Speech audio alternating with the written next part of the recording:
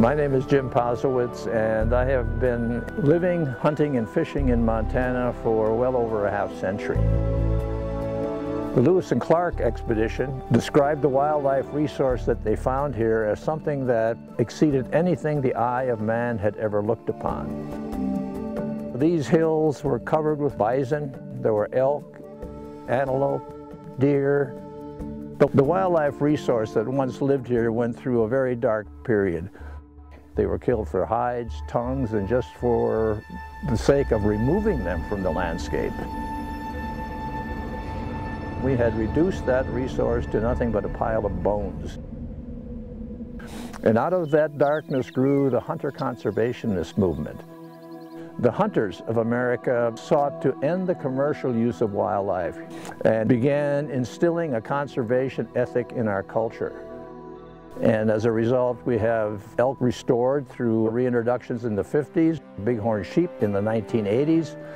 The antelope and deer populations from the remnants have grown up to a new wonderful abundance.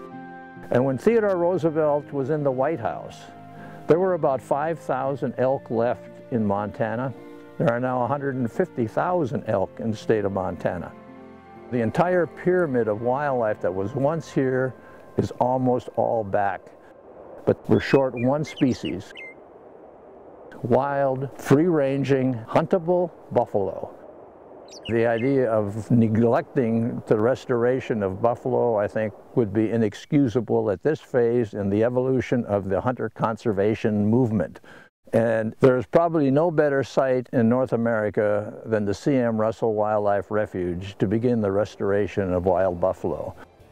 It's a vast million-acre tract of public land just simply waiting for these animals to come back. The landscape here is much the same as it was when the bison were extirpated by the commercial slaughter. We have shown that we can restore elk, we can restore bighorn sheep, and the idea of adding bison to the list of species that can be hunted here as wild, free-ranging animals, this is an exceptional opportunity. And we not only have an opportunity to expand the hunting options that we can pass to the future generations, but we also have a moral responsibility. This was the most abused animal on the continent, and we have a chance to correct that. All through American history, it's been the sportsman-hunter that has carried the conservation ethic forward and restored wildlife to an entire continent. Wildlife conservation began in America when Theodore Roosevelt set us on that course, and it's going to be up to the sportsmen to get behind it, to bring that last animal back to where it belongs on this landscape.